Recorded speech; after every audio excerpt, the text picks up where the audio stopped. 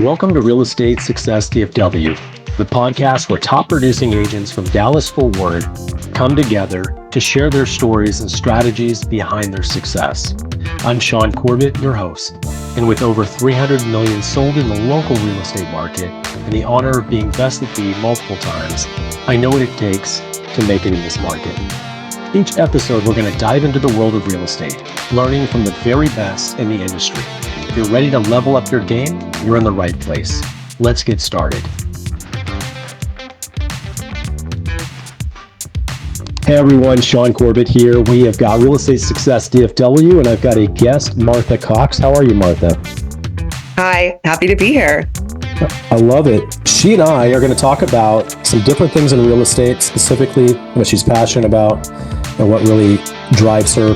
And I don't know if I say in a direct way, we actually have a past that we didn't know each other, but we got connected through some of our mutual friends. And I saw that she's doing really well, producing quite a bit of real estate. So I was like, you'd be a really good guest for the show. So I invited her on, and we're going to talk about, all the exciting things that she's doing. We go back from the church that I grew up going to. Her cousin is Hillary, and Hillary was a friend of mine. I've known her for many years, Hillary and Leslie, and I know, unfortunately, Leslie had passed away.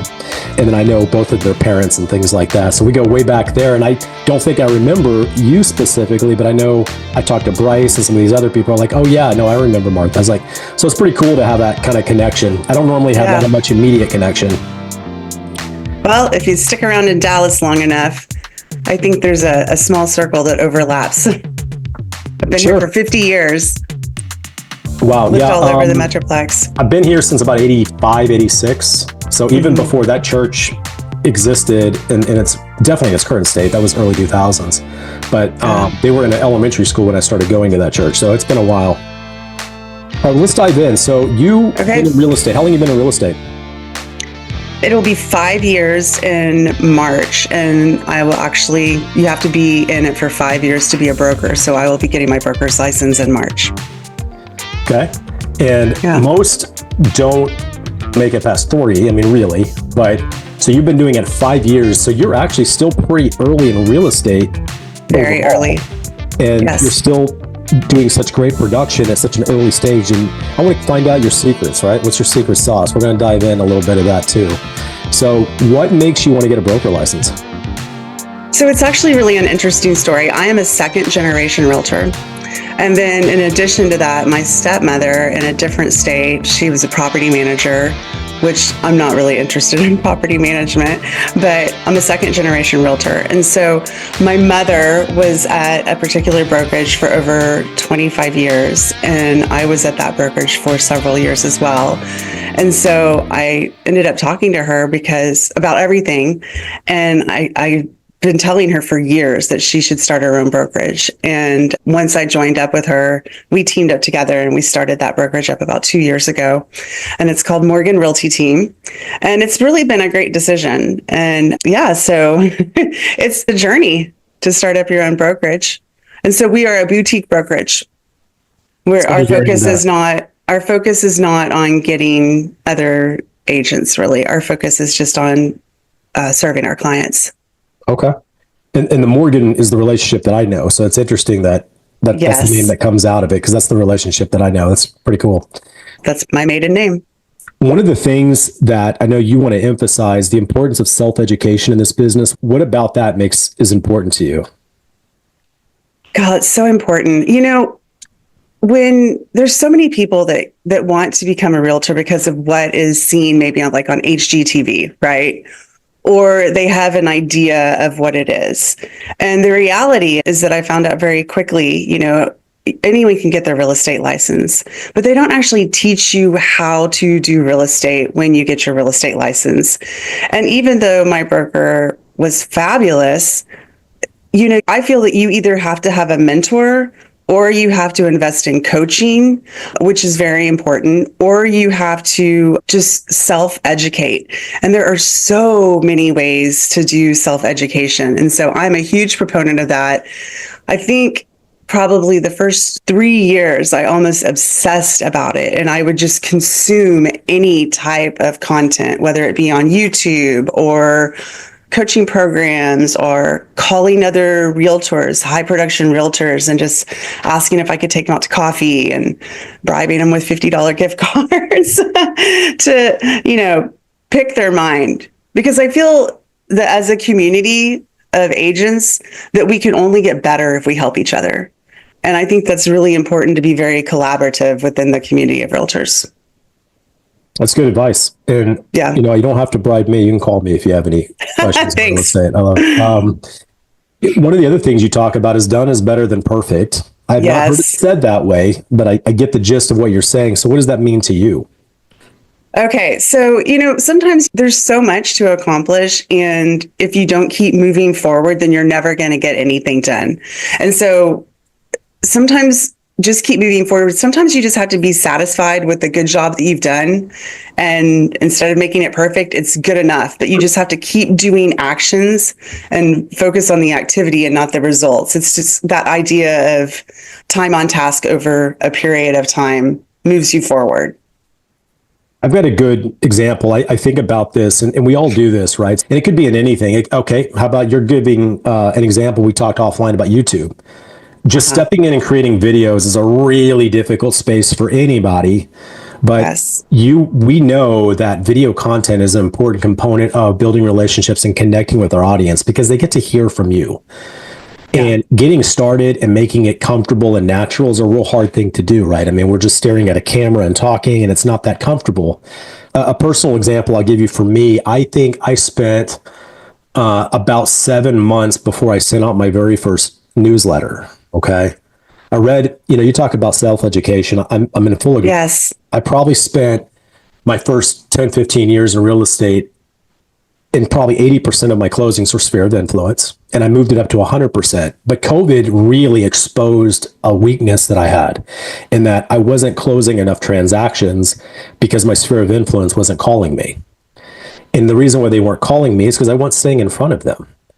How many times have you had someone close to you, friend, relative, they use somebody else and they had no idea you had a license? And it happens. And it burns and it sucks, but we're not staying in front of them effectively. So I read some books on it. And one of the things they talked about was being in front of them 40 touches a year, 40 touches. And they can be email, it can be text, it can be a phone call, and it could be social media. And it took me from the point I realized that to I got my database finished. Now I can do something with my database. It took me 7 months to pick out a newsletter. I finally just said, forget it. Let's just sign up with, I used BombBomb to send out, and I signed up with Keeping Current Matters just because it's a pretty standard one. They have good content and it looks a little canned. I wanted it to be organic. We all want it to be organic. I want it coming from me, organic. I just said, forget it. So I've done it for now 12 months straight. I send out a newsletter every single month, but it took me 7 months to send out the first one because I wanted perfection. I wanted it to look good. I wanted it to come from me. Yeah. And you probably wanted it, and Keeping Current Matters. I mean, they do. That's what they do is they produce content. And so it's not original, but that's an example of done is better than perfect. And you can take that and you can morph it to now include perhaps some of your podcast clips or something like that. And that's the biggest challenge is just jumping in. And so, for example, you talked about your database. I did start off right. If there is anything that I would tell other agents is get your database. I never wanted a brokerage to have control of my database. I love my CRM. I actually have another one that I've added on, but that's a whole different topic right there. But it took me a while to get my CRM in order because there's just so many components. One of the things that I thought was really cool is I was able to use an extension and I sucked everybody's birthdays out of Facebook and then I dumped them into my database. So I do birthday cards every single year and I have them all printed up at one time and then I batch them in August. And then, so I just grab that batch and I'll mail it out every Tuesday, every week. But I was able to get all of those birthdays that way. And then I went through and I cleaned up all the addresses. The one thing that I do need is I need to update the emails. I need to make sure I have the emails. But when you talk about touches, that's so important. And that's what I've spent the last few years working on is making sure that I'm in front of my sphere of influence. And so I do a monthly market report in January and June, and it's a beast because I run individual reports for each of those people, and there's about 700 people. And these people are all people that know me. They know my husband's name. They know my kids' names. They know me. It's a monster to put together. My dad and my stepmom will come over the week after and help me fold, and it's just... So you mail them. Let's talk about that for a moment. January. Yeah. Why did you pick January and June? So they're 6 months apart. And I also did it for, people want to have some data to protest their taxes. So January is, here's how last year looked. And June is, let's use this to fight tax. Is that the gist? I'm sorry, it's in July. Yeah, I do it every 6 months. Okay, it just works out. It's every 6 months. It's just how it just works out. It's every 6 months. Yeah. Mm-hmm. Okay. And that was really interesting because you're not allowed as a realtor to do a mailing with sold prices. So I called my association and I told them what I wanted to do, because this is not just a mailing that I'm targeting a neighborhood. These are people. These are not cold relationships. These are not cold relationships. Yeah. So I got their blessing to do it. And so what I did was I went into Metris, and then I set up an individual search that goes out a mile from each person's house. And I had it run. So then I just have to click through and print off all the reports. It's very time consuming, but it's pre-set up as a search. So I have the 700 searches set up. I have it numbered and with their name and their address, so I know who it is. And you just match everything up with a quick CMA and send it off. So we're going to get to this 48 hours in a day. I want to talk about that in a moment, but sure. I already see why one might think that about you. And I'm going to tell you what my thinking is on this. You've given me two wild examples that's about efficiency, not so much about the personal touch in a sense, but it's because personal touch means every day I'm going to write a letter, mail it to them. No, we're going to hit 700 people. We're going to batch this. It. We're going to come up with a really funny birthday card. Everyone gets the same card for this year. We're going to batch it, and then we're going to create it all. It's a lot of efficiency to that, which does make it seem like you're in more places than one, right? I mean, that's kind of the gist, but I want to come back to that in a moment. Yeah, there's a video message on that card too. It's fantastic. It's incredibly detailed. I do a training on something called CMA a day.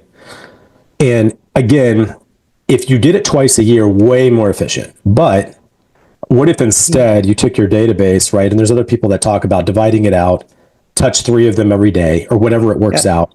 If you did one CMA and you did a video with it each day for everybody in your database, even just once a year, and the video would go, hey, I haven't touched base with you in a while. I wanted to send you a personal report on your neighborhood, and I want to explain a couple things about the neighborhood. You talk about 3 or 4 minutes about the CMA and how it affects them, and you get really good at it once you do it enough. That will render something, because you're very specific and targeted. They're going to listen because you're talking about them. You're talking about their neighborhood. So I did a really good video on that. It's actually on the school platform is where I have that video. So did you get that from Jimmy Burgess? Someone else created it. It was a mortgage guy. And he took it from somebody else. So that might be, he could have taken it from him. I don't know. There's Jimmy Burgess. I follow a lot of YouTubers for real estate, and his perspective when he does the format for that is it's really interesting because he starts off, and I also use Dub, which is like bomb. But anyway, he starts off and he uses like a Google Earth view at the beginning of it, and it zooms out from your house. Is the same one? Yeah, it's a cool effect, and it's like, wow, that's cool. It's a cool video effect. Yep. No, and he probably took it, the guy I'm talking with, but what he took it is now he's going to create a system with realtors and hold them accountable to doing it. So it was a lender that does this. So anyway, but that sounds a lot like what you're talking about. I love it. I mean, I started off doing that, and I found that it was just taking me a little bit more time than I wanted. And so that's why I'm doing this now. But that would be a goal. It's a great idea. It's a fabulous idea. Yeah, it'll definitely take a whole lot more of your time to do that, but the connection, it's kind of like out of the 40 touches a year, the number one highest efficiency, highest conversion rate touch is a phone call about nothing, about no real estate, about anything else. That's going to be inevitably, they're at top of mind again, because you reset the top of mind. Now they've touched you. Now you hear from you. And that's going to create that conversation. Oh, by the way, I'm thinking about moving next year. Or by the way, my brother is going to be moving in. And it's incredible that how it creates that.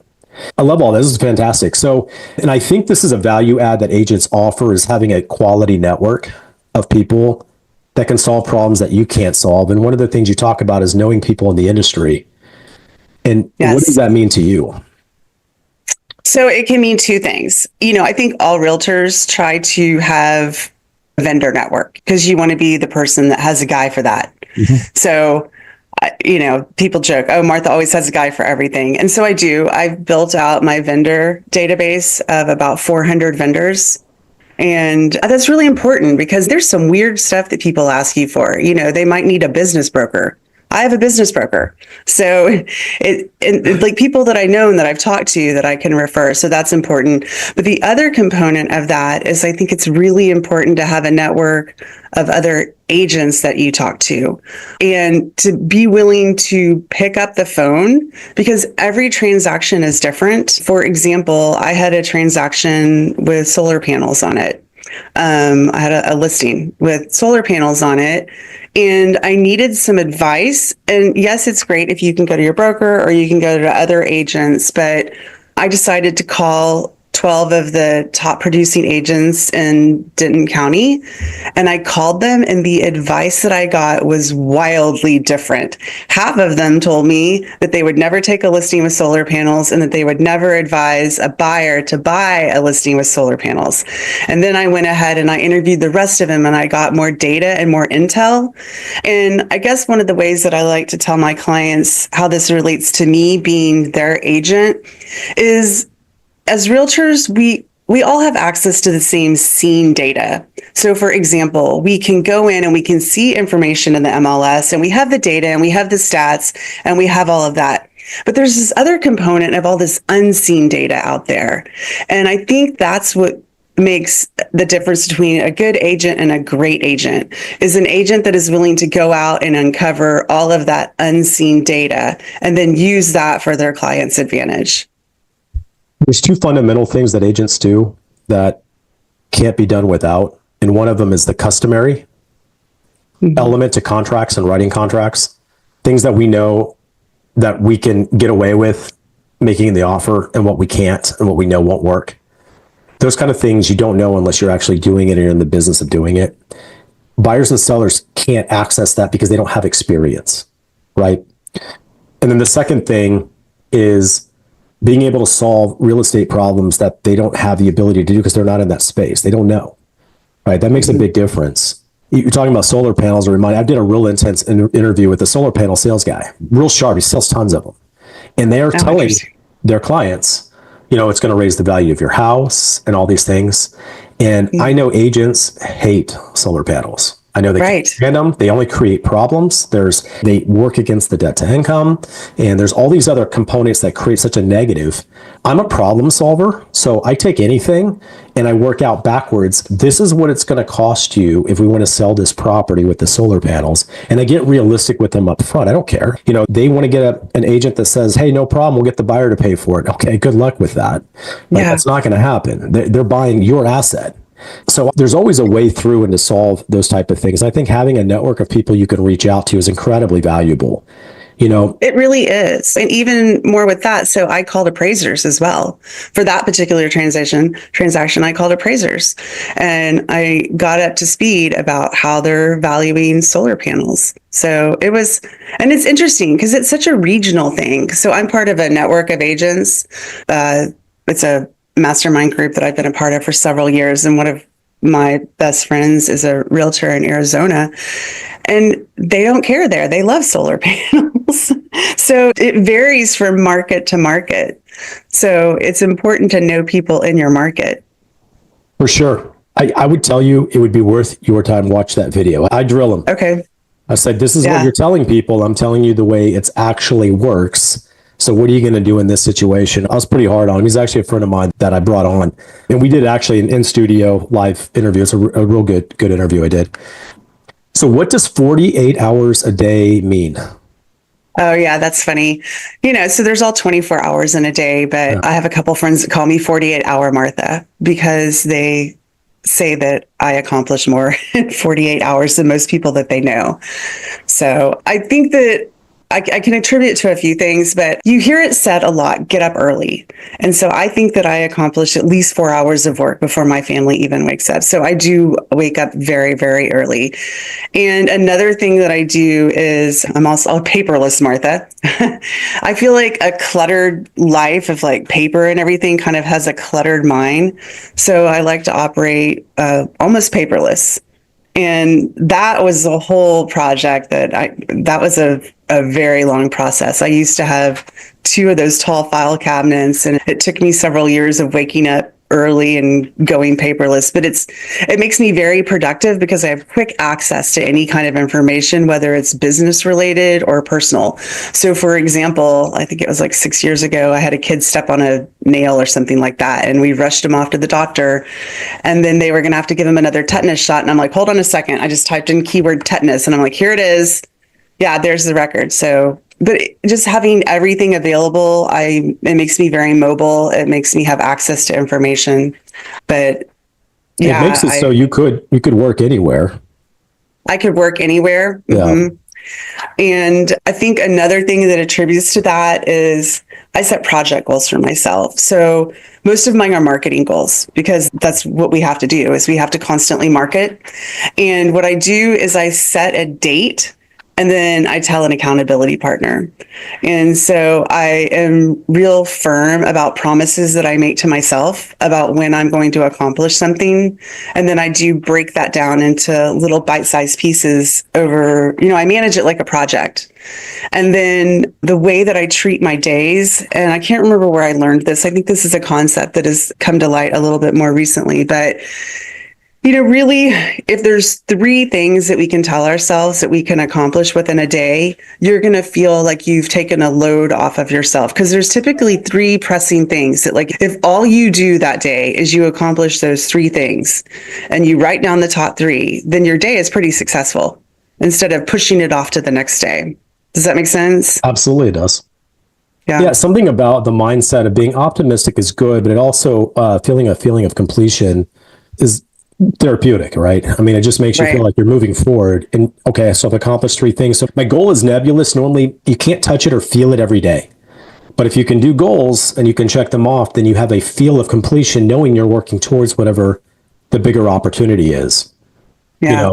Like I was creating all these videos. I've got over 200 videos on YouTube, and I realized one day I'm going to make use of this, and I don't know what it's going to look like. And all of a sudden, the podcast thing happened and the school thing happened. I was like, wow, now I can make use of all this time and energy I put into it and give back by utilizing all that. That you have this whole library of content that can be repurposed and used for different ways.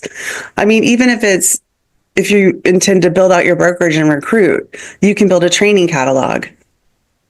I think inevitably it'll happen. I did run a brokerage for about 10 years. I ran my own brokerage, and I will never do that again. I'll be honest with you. I'm a risk taker. I don't mind the liability. I just don't want all the expense, the headaches, the management because you have to provide everything, right? And you're attached to every contract. Some people can not sleep at night thinking that. That wasn't a big hiccup for me, but I know most individuals are like, did they check all the boxes? This agent's a little crazy. She might have forgot something. And then you get all stressed about it, right? I have the ability to kind of move past that, but a lot of people don't, man. They get eaten up by that. And I put systems in place, which we're going to talk a minute about, because I'm going to go back to 48 hours a day, because it's important. We don't all just wake up and work extra hard and accomplish a lot of things. What happens is you got to have proper tasks and systems in place in order to be most effective. That the bigger picture is a big elephant, but we're going to accomplish a little bit of it every single day. And as we chip at it, we're efficient. And some things you might do efficiently a couple times a year, like we talked earlier, which makes it look like you're everywhere all the time. And that's systems that do that, right? You don't wake up one day, you're not writing cards every day. That's very inefficient. Just as a side note on that. But I know another thing that we talked about offline is you've actually written some books effective for buyers and for sellers. And I feel like some of the things that we were talking about wasn't just about buyers and sellers. It could be about agents benefiting from some of your information as well. You want to share a little bit about that? Sure. Yeah. It's really interesting. So what I kept hearing often is from clients, whether it was with my mom or myself, people would say, nobody's ever told us that before, or nobody's ever done that for us before. And these were clients that were not new to real estate. They had sold and bought multiple properties. And because my focus is real education based to educate my clients along the way, I was flabbergasted at some of the things they said that they never knew before, or someone hadn't told them before. So it started off as a project just to educate them, and then it just got bigger and bigger and bigger. And so I have a book about how to buy a house, and that's about 160 pages. And then there's one and it's like 8.5 by 11. So it's not like a chapter size book. And then there's one about the same size for how to sell a house. And then I have one on home staging and how to get ready for photography. And, they're not like these little promotion of yourself, because I think that's what a lot of people do when they put together a buy, a sell, or whatever. It's like this little 12-page like checklist. Like, this is really kind of nitty-gritty content information teaching them about real estate, but it's done. It looks like a magazine, so it's not overwhelming for somebody. But I've had some really good feedback from that. I have a client that I just referred out that's just went under contract. I've referred out to the Austin market. I'd sold his mom's house here. And it was funny because I did take him through my buyer orientation, because I also do a buyer orientation where I educate them. And so I told him, I said, I want to educate you before I turn you over to this other agent. And I just talked to him, and he said, okay, I know, Martha, I know what process I'm at. I'm getting my clue report right now. And, he was well educated. And the other agent appreciated that. He said, you must have really told him everything to do, because he really knows how to do this, and made it easier on me. And I said, yeah, that's kind of my shtick. Yeah, the education agents are not providing buyers is certainly a lacking part of our industry. But yeah. I remember one thing that adds value for agency and what we do. And I've heard this before, well, I'm not going to say what I've heard before because it won't really land very well here. But the idea is that at some point we may not need buyer agents, or we may not need agency. And in order to replace that aspect that we built into our system, and they try to automate, right? Because contracts have gotten more complicated, not simpler. Right. It would not be a 12-page contract. It would be a 150-page contract, because there's so many nuances. If we try to automate it, you would be at it for hours, answering all kinds of nuanced situations and things that agents are already built in to advise on how we set out the contract for you initially, right?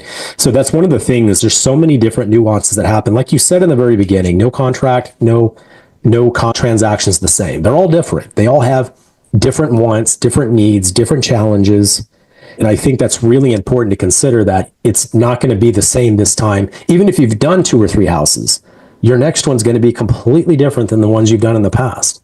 Get with someone that sells 20, 30 houses a year. I mean, it makes a big difference. That was one of the things that frustrated me in the beginning, because like I said, I consumed content like crazy just to learn as much as I could. And, I remember going to my mom, okay, because I always wanted a black and white answer. Like, just tell me procedurally how this works and I'll make sure it's done. And I always got the same answer. Well, it depends. And so finally, after a while, I learned, okay, it depends. It depends. And every situation is different. Yeah, you want to put it in a box. I'll check this box, but you can't always check a box because it may not be applicable, right? Because that's the relationship and the experience you've got to have built into it. I'm glad that you thought about it very linear. And if it were that linear, then we would just give you an automated form, go fill it out, and I'll make your offer, right? No, you have to be able to be a part of the process and teach. And I tell my clients this too, especially with new home buyers. Oh my goodness. A house is it's a product when you're selling it or buying it, but it's not like if you go to the grocery store and there's apples and then they run out of apples and you're like, oh, well, next week they're going to bring more apples. I'll just go get another apple. Every house is different. Every person is different. Every circumstance is different. So it's not just an apple that can replenish and you can have the same format that's going to go the same way. It's always going to be different. Absolutely, it's different. Every transaction is different, right? Yeah. You talked about a webinar for new home buyers that you do monthly. Is this like a live broadcast? How do you do them? Yeah, so I have a company that I work with. And so I have a new home buyers webinar or it could just be a home buyer webinar. But yeah, it talks about some mistakes to avoid when buying a house. And so that right now is monthly. And then it is live. It's live and in person. And then I do have a replay that goes out afterwards. And so I've just started that for a few months ago. So I've got those scheduled and those have gone relatively well. I'm excited to see what that brings for the future. Do you partner with anyone? I mean, is this like a partnership, or you just say, you know what, I'm going to get on at this point, I'm going to promote it on Facebook, and whoever shows up gets some education? So are you talking about, like, do I have lenders on as well? Well, I don't know. How do you, I mean, most of the time, these home buyer things, a lot of times they'll have a realtor and a lender because they can both kind of be a part of the process and explain things. Right. Yeah. So the format is I teach for an hour. And then there's a Q&A session at the end. And so the Q&A can be short or long, depending on how many people are there or what the involvement is. Since I'm newer to it and I'm very much kind of a control freak on my projects when I get them launched off, I have not invited a lender. There are 2 lenders that I'm considering also to help offset the advertising, because it's all advertised through Facebook, paid ads. How many do you think jump on average? So the last 2 months are actually, it depends on how much you spend. So when you say jump on, like, are you talking about you have like 10 or 15 buyers that jump on and they just want to hear what the seminar, what do you have that come on? So they register ahead of time. So it does go to a landing page and they register. And so it depends on what your ad spend is. But my show up rate is, it depends, but typically you'll get about 30% of the people that actually attend. And then register. I've had that register. Yep. And then not this month, but the last month before that, I had, I think it was 50% booked. So they booked a consultation. Yeah. The sentiment in the general buyers is we can now look, they're more optimistic. Then October was not so optimistic. November became very optimistic. So I could see why you had a higher conversion rate on that. That's very interesting. I've never done anything like that. That's cool. And yeah. And then, like, with Facebook advertising, you know, at the end of the year and like around the election time, like, the cost goes up because everybody's competing for the same eyes. And with fair housing, Facebook ads have like 15-mile restrictions. So it's a little different. It's a different game, but that's one of my components, because I think that I've really targeted in on my SOI. And so now I'm looking to branch out of that. I think you've exhausted your SOI. So now we need to build other buckets. I do. Mm-hmm. Okay. Well, we'll have to have a conversation about that. Yes. Okay. What do you feel like is your passion in this space in real estate? Is buying? I don't think we talked about earlier. You're not looking to necessarily grow and add agents and build a brokerage in that sense. You want to really fine tune and be the best you can for the buyers and sellers you target and work with. Is there a particular niche, buyer or seller, that really fits in that space?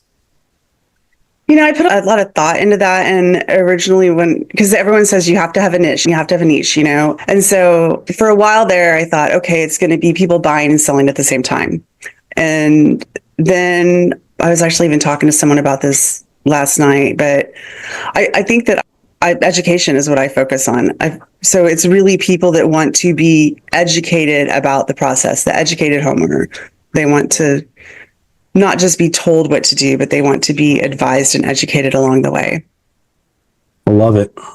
So you enjoy the education part of the process, and that could be, I know that doesn't niche you anywhere, but it does allow you to maybe work with people that are open to allowing you to talk to them. If you're talking education, you're probably first and second buyers, right? That's probably that would sound like would be your niche. First and second buyers, meaning either first time home buyers or they need to sell to buy. I mean, everybody should be educated, don't get me wrong, but sometimes you get to that third or fourth or millionaire plus, they don't want to hear what you got to say. They just want to do what they want to do. And it makes the education process almost condescending to them in the way they take it. So, and I'm not necessarily talking about process education. So especially with sellers, I like to get down into the data with them. And so educate them on the data.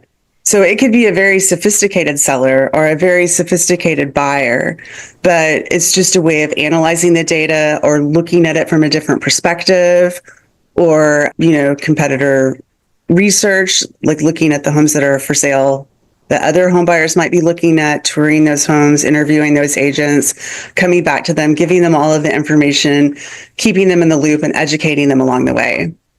And something that I've also really adopted over the last probably 2 years, which I think is phenomenal, and I've noticed a trend in what people tell me as feedback and in my reviews, is that the way that I conduct my communications with my buyers and my sellers is mainly through video communications. And I do a lot of screen sharing. I compile a lot of data as I'm teaching that. So typically my clients, I won't say, oh, when's a good time to talk? So I'm talking to the husband and the wife together, but like I'm constantly feeding them information on my time so that they can consume it on their time. And so, like if I had buyers a few months ago that were overseas for several months, they were on vacation for 2 months. And so we are in totally different time zones. And so it's just easier for me to pull all the data and everything that I need on a screen. And then I'm like taking them through and I'm showing them everything, whether it's through a contract or through its data or city data, or there's just a lot of data involved in real estate and there's a lot of decisions. And so it's great because seller one or seller two can view it on their own time, and then they can talk about it and come back to me. And I think that video is a huge thing that we should all be utilizing. I think this will also contribute to 48-hour a day market. Yes. And the reason is because you don't have to coordinate anything. You have your time set aside that I'm going to create. And when you create that content and go through it and explain it on video and then send it to them, it makes it look like you're there and you're part of another time you're there, but you're not there, right? Because you did it on your own time. Right. I think that's a very fascinating way to improve your efficiency. I'm going to add that to my scalability. And the thing that's really interesting about it is the feedback that I've gotten is, other people are busy too, and they can rewatch that to consume it. It's almost like if you go to the doctor and you sit down and they're explaining some complicated procedure and you don't really absorb it all. But if you were just able to pause and go back and watch it again, then you could absorb it. And I think that my clients it gives me ability to make better decisions and choices because they're able to consume information on their own time and rewatch it later. I've taken a few things from you. I'll have to source you on it probably. I'm going to add it to my next phase, my final training chapter that I've got set up for school. All right. A very good interview. Thank you, Martha, for all your information and content. A lot of good things I think people can walk away and appreciate. Buyers, sellers, and agents, of course, all of them could benefit from a lot of the things you're sharing. I love your detail. I love your specific capacity and the ability to focus on education and really make that a big part of what you do as an agent. Very few agents take the time to do a lot of that. And you know that they don't, and when you're talking to them, they don't do their homework. It makes a big difference when we're negotiating and working through one that's done the homework and knows how to work through it, and the other that just, they have no control over the transaction, right? There's a lot of buyer and agents, seller agents like that. How do we find you? Yeah. What? How do we find you? Oh, you can find me at morganrealtyteam.com. And then my YouTube channel, which is not out yet, but it's The Educated Homeowner. Yeah. Well, this will probably post in the next few weeks. Maybe at that point it'll be out and then they can sign up and check you out. I appreciate you jumping on with me. Any last things that you want to share? No, thank you so much for having me. I wish you so much success in your podcast. This is exciting. Well, very cool. Well, maybe we'll do it again in a year and there'll be a whole different Martha at that point. Yeah. Well, thank you guys, all of you, for being a part of this and listening all the way to the end. Martha has been exceptional. She is a very good agent. I would definitely recommend her. And I want to make sure we wish everyone a high performance week. Thank you. Thank you.